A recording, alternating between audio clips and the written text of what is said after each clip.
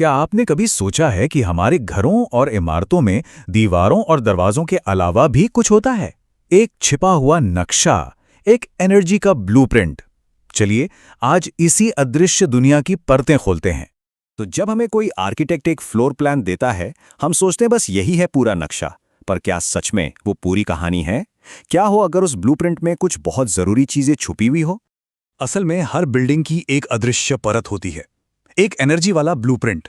मतलब हमारी इमारतों में सिर्फ ईंट पत्थर ही नहीं है, उससे कई ज्यादा कुछ है। और आज हम इसी एनर्जी ब्लूप्रिंट के राज से पर्दा उठाने वाले हैं। तो इस छिपे हुए ब्लूप्रिंट को हम कैसे समझेंगे?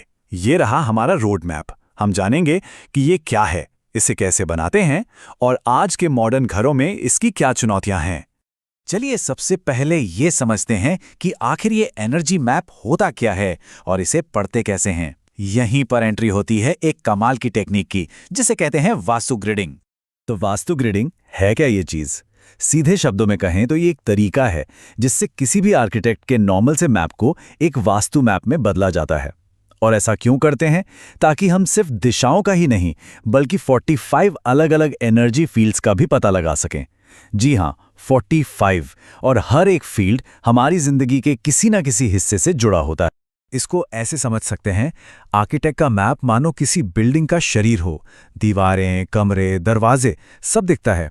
वहीं वास्तु मैप उसकी आत्मा जैसा है।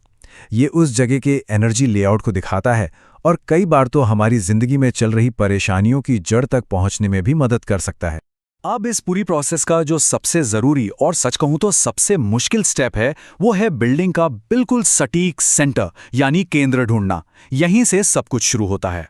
अगर बिल्डिंग का शेप सिंपल है, मान लीजिए स्क्वायर या रेक्टेंगल, तब तो काम बहुत आसान है। बस चारों बाहरी कोने पकड़िए, एक कोने से दूसरे कोने तक तिरछी लाइन खींचिए, फिर बाकी दो कोनों को जोड़ दीजिए। जहां ये दोनों लाइनें एक दूसरे को काटेंगी, बूम, वही है बिल्डिंग का सेंटर। और एक बात गांठ बांध लीजिए, सेंटर एक पिन पॉइंट होता है, कोई एरिया नहीं।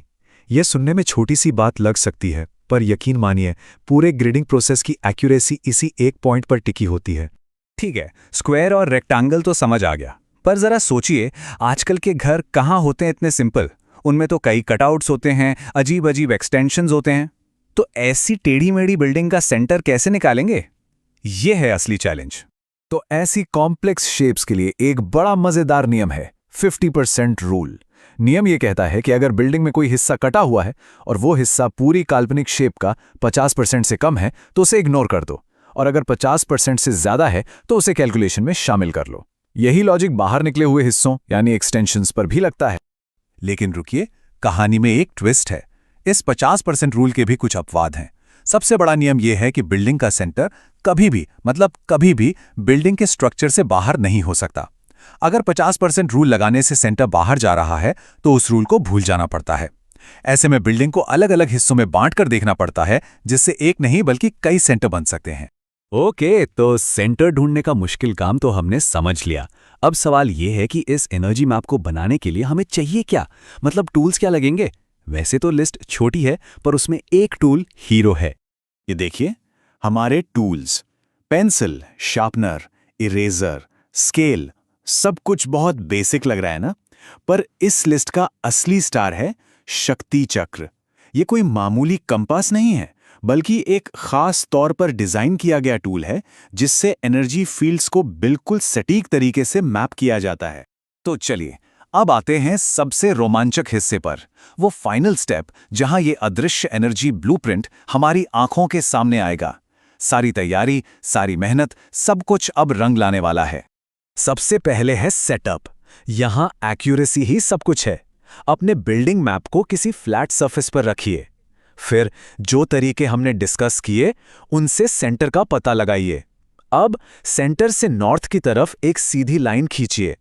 इसके बाद शक्ति चक्र को उठाइए और उसका सेंटर पॉइंट मैप के सेंटर पॉइंट के ठीक ऊपर रख दीजिए। और आखिर में शक्ति चक्र को तब तक घुमाइए जब तक उसका नॉर्थ आपके बिल्डिंग की सही नॉर्थ डिग्री से मैच ना हो जाए।